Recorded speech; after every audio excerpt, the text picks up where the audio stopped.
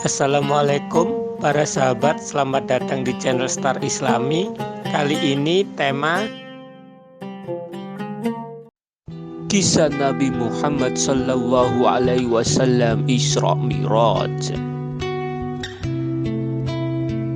Sebelum kita bahas kisah Nabi Muhammad Sallallahu Alaihi Wasallam Isra Mi'raj, jangan lupa klik tombol like, comment, and subscribe.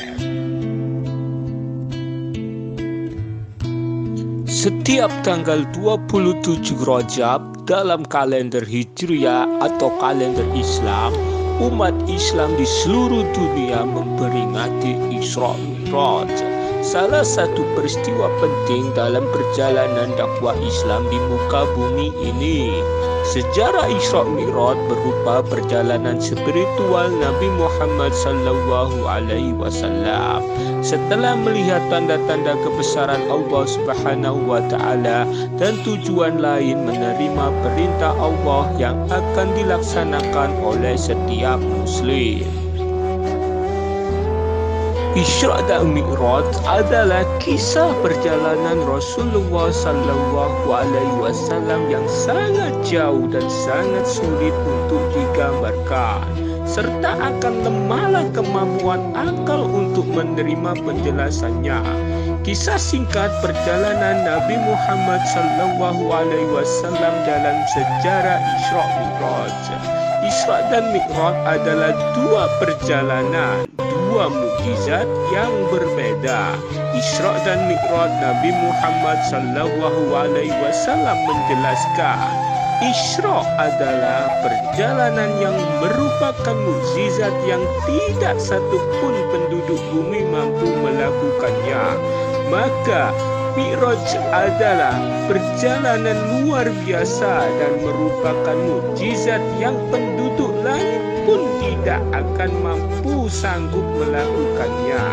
Sejarah Isra Mi'raj adalah kisah perjalanan Nabi Muhammad Sallallahu Alaihi Wasallam dari Masjidil Haram di Mekah hingga Masjidil Aqsa di Palestina, dan terus naik menghadap Allah Subhanahu wa Ta'ala hingga sampai batas terjauh yang tidak bisa dicapai semua makhluk satupun, yaitu ke Sidratul Muntaha.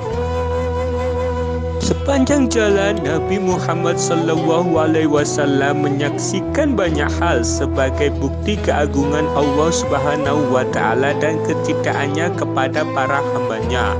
Kisah perjalanan Nabi Muhammad Sallallahu Alaihi Wasallam digambarkan dalam dua bab berbeda dalam Al-Quran. Perjalanan Isra atau perjalanan bumi disebutkan dalam surat Al-Isra ayat ke-1, artinya Maha Suci Allah yang telah memperjalankan hambanya pada suatu malam dari Masjidil Haram ke Masjidil Aqsa yang telah kami berkahi sekelilingnya, agar kami perhatikan kepadanya sebagian tanda-tanda kebesaran kami.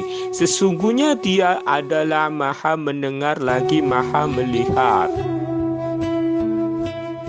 Sedangkan perjalanan Mi'raj atau naik ke langit disebut dalam surat An-Najm ayat ke-13 sampai 18 yang artinya, dan sesungguhnya Muhammad telah melihat Jibril itu dalam rupanya yang asli pada waktu yang lain, yaitu di Sidratul Muntaha. Di dekatnya ada surga tempat tinggal. Muhammad melihat Jibril ketika Sidratul Muntaha diliputi oleh sesuatu yang meliputinya. Penglihatannya Muhammad tidak berpaling dari yang dilihatnya itu dan tidak pula melampauinya. Sesungguhnya Dia telah melihat sebagian tanda-tanda kekuasaan Tuhannya yang paling benar. Perintah tersebut kemudian disampaikan dan didakwakan oleh Rasulullah Sallallahu Alaihi Wasallam kepada setiap umat Muslim, dan hingga sekarang menjadi kewajiban untuk menjalankan perintah sholat yang jika dikerjakan akan mendapat pahala, jika ditinggalkan umat Muslim akan mendapat dosa akibatnya. kecuali memang orang yang tidak dapat melaksanakan sholat, yaitu perempuan yang sedang berhalangan mengalami haid atau menstruasi. Cukup sekian penjelasan dari saya tentang video kali ini. Kurang lebihnya saya mohon maaf. Jangan lupa saya ingatkan sekali lagi, like, comment, and subscribe. Terima kasih.